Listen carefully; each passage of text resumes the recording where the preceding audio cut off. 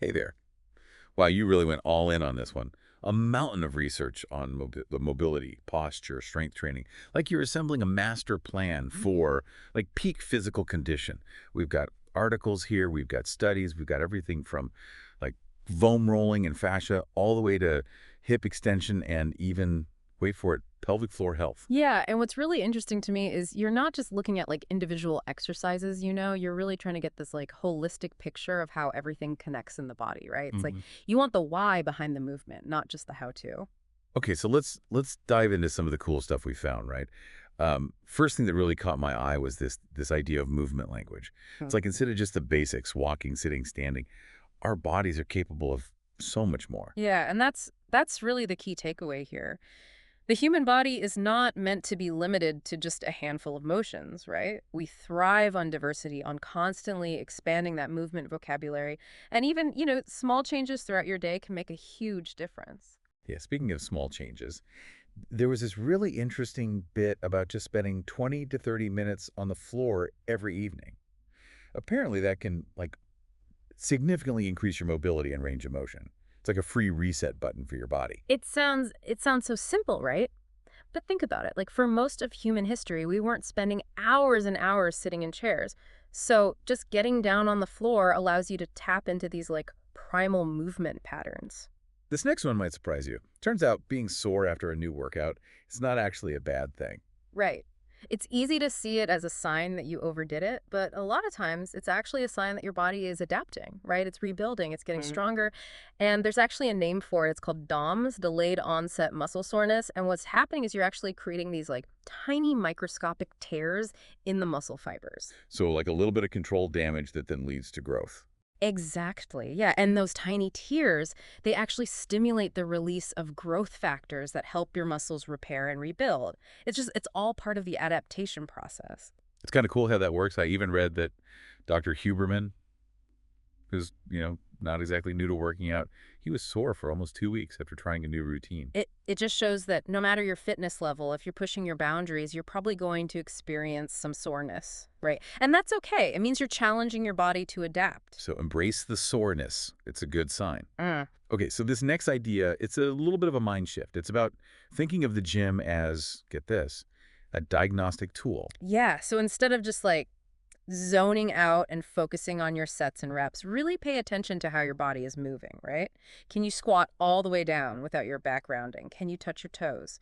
These really simple tests can actually reveal a lot about your mobility where you might be lacking flexibility or stability. So it's like the gym becomes a way to identify those weak links before Mm. they turn into, bigger problems. Exactly. And this one study you sent over, it actually found that the ability to like get down and up from the floor without using your hands, it's a surprisingly accurate predictor of overall health and even mortality. Whoa, I did not know that. Yeah. It really puts things in perspective, right? Yeah. Like, functional strength is not just about aesthetics. Absolutely. It's about being able to move freely and confidently throughout your life. All right, let's talk warm-ups. Yes. Is it- So important, but they don't have to be boring.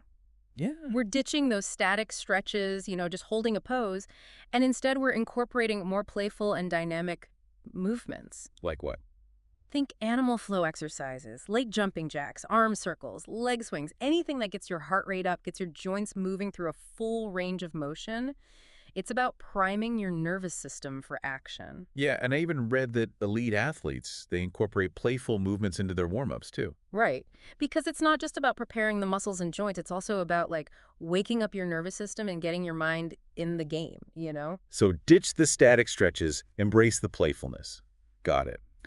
What else can we do to kind of optimize our movement? Well, we can't forget about fascia, this incredible network of connective tissue that surrounds your muscles, your organs, even your bones. I think I've heard it described as like a second skin almost. Yeah, that's a great way to think about it. And just like our skin, fascia needs to be healthy and mobile in order to function properly. Imagine like layers of silk gliding over steel springs. When fascia is healthy, movement is smooth, effortless. Okay, so how do we keep those silky layers, gliding smoothly? Regular mobilization is key, so think foam rolling, dynamic stretching, even self massage. Right, makes sense. Now, you mentioned hip extension earlier. Why is that so important? So many of us spend hours sitting, which leads to tight hip flexors and weak glutes. And this can really limit your hip extension, which can affect your posture, your athletic performance. So it's not just about like athletes trying to, improve their squat or deadlift. No, not at all. Proper hip extension, it's crucial for everything. Walking, running, even just standing up from a chair. Hmm, good point. Any simple things we can do to improve our hip extension? Yeah, the couch stretch is a great place to start, really simple, but it's effective at targeting those tight hip flexors. And an exercise like the Bosch snatch, which you had in your research, that's fantastic for building strength and power through the hips. Bosch snatch. I'm going to have to look that one up. Okay, last thing from the research pile, we saw some interesting stuff about the pelvic floor. Ah, yes, the pelvic floor. Often overlooked, but incredibly important. So it's this group of muscles that supports your pelvic organs, and it plays a role in core stability, bladder control, even sexual function. Whoa, I had no idea it was involved in so much. It's a powerhouse. And just like any other muscle group, it needs to be strong and flexible to function properly. So how do we strengthen and mobilize it? There are specific exercises, but even something as simple as using a small ball to gently massage and release tension in the muscles around your pelvis and glutes can make a big difference. It seems like a lot of this comes down to just being more aware of our bodies and making these small but consistent efforts to improve how we move, right? You got it. It's not about spending hours at the gym or following some crazy restrictive diet. It's about understanding how your body works and finding simple, sustainable ways to take care of it. And that's what this deep dive is all about, giving you the knowledge and tools to build a better body from the inside out. And that's really the beauty of it all. It's like empowering you to take control of your own health and well-being. And speaking of, we've talked a lot about training the body, but what about training the mind? Ooh, that's a good point. Uh, It's easy to get so caught up in, the physical stuff that we forget about the mental side of things. yeah. But they're totally connected. Like your mental state has a huge impact on your physical performance. Just think about it. When you're feeling stressed or anxious, how do you feel? How do your workouts go? Yeah, for me, I know I'm definitely less motivated, less focused when I'm stressed. I might even skip the workout altogether sometimes. Exactly, yeah. And then on the flip side, exercise can do wonders for your mental health, right? Reduces stress, boosts mood, helps you sleep better. It's like this powerful cycle. So it's a two-way street, healthy mind, healthy body, and vice versa. Totally. And that's why it's so important to approach health and fitness holistically. It's not just about building muscle, burning calories. It's about, cultivating a sense of well-being that encompasses both mind and body. Okay, so how do we actually like go about training our minds? Well, mindfulness is a great place to start. And it doesn't have to be like anything complicated. It could be as simple as paying attention to your breath while you're working out or taking a few minutes each day to meditate. Yeah, I've tried meditation before, but I always struggle to actually quiet my mind. It takes practice. But even just a few minutes of focused breathing can make a difference. And the key is to approach it without judgment. So if your mind wanders, just kind of acknowledge the thought and gently guide your attention back to your breath. So it's like noticing those thoughts, but not getting carried away by them, right? Exactly, yeah. It's about developing the sense of awareness, of non-judgmental observation of your thoughts and feelings. What are some other ways to incorporate mindfulness into our fitness routine? Well, you could try, focusing on the sensations in your body as you move. Like, notice the feeling of your muscles contracting, the rhythm of your breath, the way your feet connect with the ground. Ooh, that's a great idea. It's like turning my workout into a moving meditation. Exactly. And another powerful one is visualization. Oh, you mean like picturing myself, reaching my fitness goals? Exactly, yeah. And visualizing yourself performing at your best, it actually primes your brain and your muscles for success. So it's like mental rehearsal. Exactly. And the more vivid, the more detailed you make that visualization, the more effective it will be. Definitely going to try that. Mhm. Now, you mentioned that exercise can be great for mental health, but what about those times when we're really struggling mentally?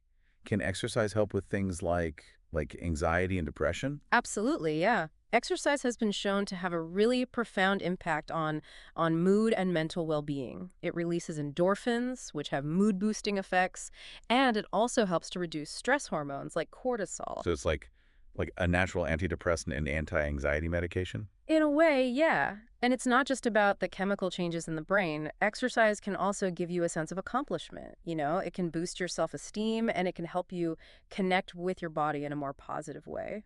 Yeah, that makes sense. It's like it gives us a sense of control of agency over our own bodies and minds. Exactly, yeah. And that can be incredibly empowering, especially if you're struggling with mental health challenges. Now, we've talked a lot about the mental benefits of exercise, but what about the mental challenges? I know I personally get really discouraged if I don't see results right away, or if I start comparing myself to other people at the gym. Ah, yes, the comparison game. It's a real trap. It is. It's so easy to get caught up in comparing ourselves to others and then feeling like we're not good enough. Especially, in today's world with social media where everybody's, showcasing their perfect bodies and their workout routines, it's tough. Yeah, it's really hard not to feel inadequate sometimes. But here's the thing. Everybody's fitness journey is unique, right? We all have different starting points, different genetics, different goals, different challenges. So comparing yourself to others it's like comparing apples to oranges. Yeah. It's pointless and it's unproductive. So how do we shift our focus away from comparison and more towards self-acceptance? One helpful strategy is to just focus on your own progress. So celebrate your achievements no matter how small they seem. That's a good reminder. I think I get so caught up in like what I haven't achieved yet that I forget to like acknowledge how far I've come. It's easy to do that, yeah. But taking the time to appreciate your wins, even the small ones, it can really help you stay motivated and build a more positive relationship with your body. So it's about shifting our focus from what we lack to what we've gained. Exactly. And it's also about recognizing that your worth as a person is not tied to your physical appearance or your fitness achievements. So true. Okay, so what about those days when we just like really don't feel like working out? We all have those days, right? Oh, absolutely. Motivation, it comes and goes. Some days it's there, some days it's nowhere to be found. Oh, tell me about it. Some mornings I wake up feeling like super motivated, ready to hit the gym. Other days it's like pulling teeth just to like get out of bed. We've all been there. The key is to have some strategies in place for those low motivation days. Okay, like what? Well, one thing that can be really helpful is finding a workout buddy. Oh, I love that. Having someone to hold you accountable and just to make the whole thing more fun. Exactly. It's Yeah. like having a built-in support system, a cheerleader. Yeah. You can motivate each other, celebrate each other's wins. And it's always more fun to share those post-workout endorphins with a friend. Exactly. Another strategy is to make your workouts more enjoyable. Remember, exercise shouldn't feel like a chore. If you dread your workouts, you're much less likely to stick with them long term. So true. I used to force myself to go running because I thought it was Yeah. like the best exercise. But I I secretly hated it. And what happened? I would quit after like a Mm. few weeks Yeah. and then feel like a failure. And then I discovered dancing and it changed everything. What do you think that is? It's fun. I genuinely enjoy it. So it doesn't feel like a chore. It's something I actually look forward to. There you go. And that's really the key to long-term consistency, right? Finding those activities that you genuinely enjoy that make you feel good. It's not about punishing yourself or forcing yourself to do something you hate. It's about finding joy in movement and making it a sustainable part of your life. Exactly. And remember, it's not just about finding joy in like the workouts themselves. It's about cultivating a more positive relationship with your body and with movement in general. I love that. Cultivating a positive relationship with my body.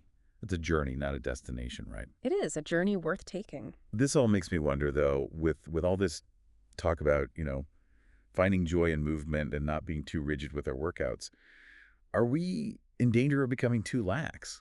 Like, where's the line between challenging ourselves and pushing our limits and just being, lazy? That's a great question, and it's a balance that we all have to find for ourselves. There's no one size fits all answer. So it's about finding that sweet spot between, pushing ourselves out of our comfort zones, but also respecting our body's limits. Exactly. It's about learning to distinguish between discomfort that's productive and discomfort that's a sign to back off. So it's not about no pain, no gain. Not necessarily. Maybe a better phrase would be know your pain, know your gain. I like that. Yeah, it's about being mindful of how our bodies are feeling and responding accordingly. So how do we know, like, when to push through that discomfort and when to ease back? It's a skill, takes practice, self-awareness. But a good rule of thumb is if the discomfort is sharp, if it's shooting, if it's localized to a specific joint, That's usually a sign to back off. That makes sense. But what about like that burning sensation in our muscles when we're, lifting weights? That's different. That burning sensation is a sign that your muscles are working hard, but it shouldn't be accompanied by pain. Okay, so listening to our bodies, respecting our limits, but also challenging ourselves to grow and improve. Anything else we should keep in mind as we kind of navigate this journey toward optimal health and fitness? One thing that I think often gets overlooked is the importance of recovery. Rest days are just as important as workout days. Right. Absolutely. Our bodies need time to repair, rebuild, and come back stronger. It's doing those rest periods that the real magic happens. So it's not about like pushing ourselves to the limit every single day. It's about finding a sustainable rhythm that allows for both exertion and recovery. Exactly. It's like the ebb and flow of the tide. You need both the high tide and the low tide for a healthy ecosystem. I love that analogy. And recovery isn't just about like taking rest days. It's also about getting enough sleep, managing stress, fueling your body with nourishing foods. So it's about taking a holistic approach to recovery, just like we're taking a holistic approach to health and fitness in general. Exactly. It's all connected. Now, speaking of connections, let's talk about community. Yeah. Finding your tribe, finding your people, it makes such a difference. It does. Having a supportive community can really make or break your fitness journey, you know? It's like having a built-in cheering section, a group of people who understand your struggles and celebrate your wins. And it's not just about, the emotional support. It's also about the accountability and the motivation that comes from being part of a group. Exactly. You're much more likely to stick to your workout routine if you know that you've got friends counting on you to show up. Plus, it's always more fun to work out with other people. Exactly. And it doesn't have to be like a formal gym setting. It could be a hiking group, a dance class, a yoga studio, anything that brings you joy and connects you with like-minded people. I love that. Finding your people, moving your body in ways that feel good. Exactly. And those connections, they can extend beyond the physical realm too. Oh, what do you mean? Well, when you share a passion for health and fitness with others, it often sparks conversations about other aspects of well-being too, right? Like nutrition, sleep, stress management, even personal growth. Oh, that's so true. It's like fitness becomes this gateway to these deeper connections and conversations. Exactly. And those connections can really enrich your life in countless ways. It makes you realize that health and fitness, it's about so much more than just looking good in a bathing suit. Absolutely. It's about feeling good in your own skin, having the energy and vitality to pursue your passions, and connecting with others who share your values. It's about living your life to the fullest. I love that. Living our lives to the fullest. That's what it's all about. It really is. And the beautiful thing is, it's a journey that never ends. There's always something new to learn, new challenges to embrace, new ways to grow. I'm excited to keep exploring. Now, I know we've covered a lot of ground today, but I want to make sure we circle back to some of the practical takeaways. You mentioned the importance of hip extension, and you gave us that great visual of like layers of silk gliding over steel springs when you were describing fascia. Yes, those are both crucial concepts to remember. So let's recap. What are some simple yet effective exercises or practices that people can incorporate into their daily routines to improve their hip extension and keep their fascia healthy? So for hip extension, the couch stretch is a game changer. Right, we talked about that earlier. It's amazing how such a simple stretch can target such a crucial area. And it's something you can easily incorporate into your daily routine, even while watching TV or reading a book. Perfect for those of us who are short on time. What about fascia? How do we keep those silky layers gliding smoothly? Foam rolling is a fantastic way to mobilize your fascia, improve circulation, and reduce tension. I've heard foam rolling can be a bit painful, though. It can be a little uncomfortable at first, especially if you're new to it or have areas that are particularly tight. The key is to start slowly, gently, listen to your body, and back off if you feel any sharp pain. So we're not aiming for pain, but we should expect to feel something. Exactly. You might feel some tenderness or tightness, but it should be like a good kind of discomfort, like a sign that you're releasing tension and improving mobility. Got it. Start slowly. Listen to my body. Embrace the good discomfort. Yeah. What are some other ways to keep our fascia healthy? Variety is key. Just like our muscles thrive on a variety of movements, so does our fascia. So instead of like just doing the same foam rolling routine every day, we should mix it up. Exactly. Explore different angles, use different tools, like lacrosse balls, massage sticks, and incorporate dynamic stretches and movements that challenge your fascia in new ways. It's like we're giving our fascia a full body workout. Precisely. And remember, consistency is key. Just like with any aspect of health and fitness, the more consistently you incorporate these practices into your routine, the better your results will be. So it's not about doing like one intense foam rolling session and then forgetting about it for a month. It's about making it a regular part of our self-care routine. Exactly. Even just a few minutes a day can make a big difference in the long run. Small, consistent actions add up to big results. I love it.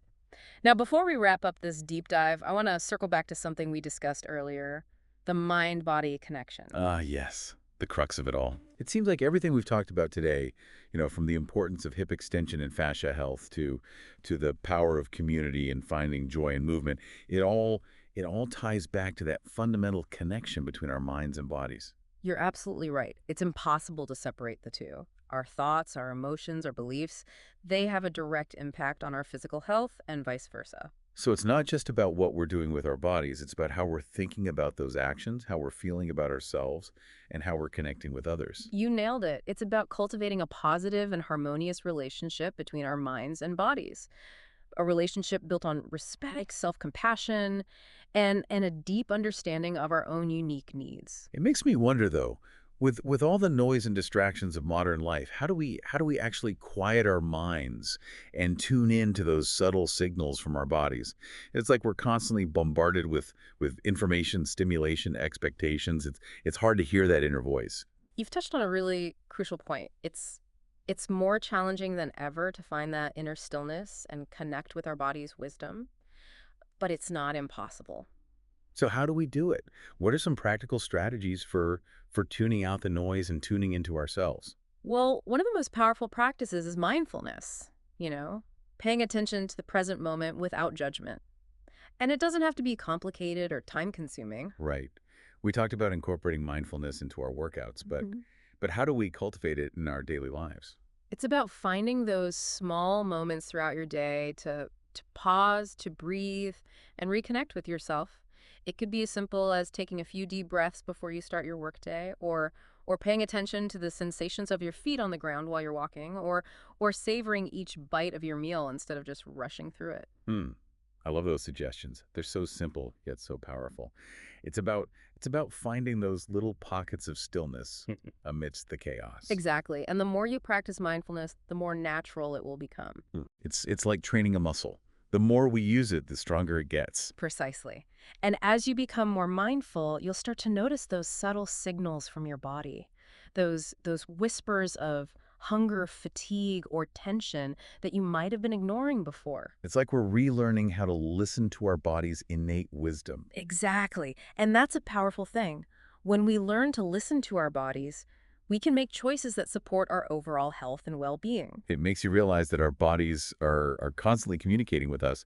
We just need to pay attention. Exactly. And when we learn to listen, we unlock a world of possibilities for healing, growth, and transformation. Wow. It really does feel like we've been on this incredible journey, you know, Yeah. exploring movement and mindset and everything in between. What a deep dive this has been. And it all comes back to the same thing. It's all connected. You can't separate physical health from mental well-being. It's this amazing feedback loop. Absolutely. Like we said before, healthy mind, healthy body, and vice versa. And that brings us back to the importance of that mind-body connection. It does feel like the core of everything we've been discussing today. It is, and the more we understand and nurture that connection, the more we can unlock our true potential, not just in fitness, but in life. That's a powerful thought to end on. Thanks for being such an insightful guide on this deep dive. The pleasure was all mine. Remember, keep exploring, keep moving, and most importantly, keep listening to your body. It knows what it needs.